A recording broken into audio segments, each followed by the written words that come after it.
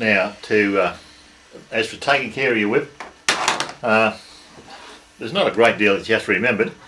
As far as leather dressing is concerned, when you use your whip, and if you use your whip every day, whenever you finish using your whip, get some good leather dressing, which is a leather dressing that you'd use on a saddle. Don't use neat's foot oil.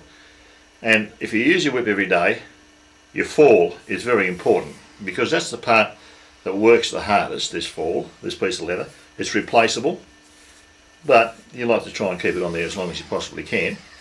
So just grease that lightly every time you use the whip. Now, as for the rest of your whip, look, I wouldn't grease that unless it was starting to look dry.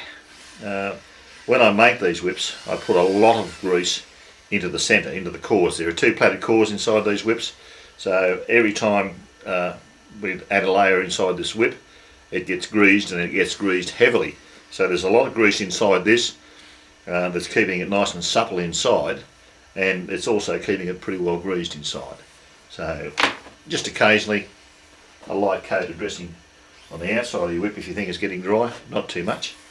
Just put a light coat on like that. And if it's a nice sunny day, take your whip and lay it out in the grass in the sun.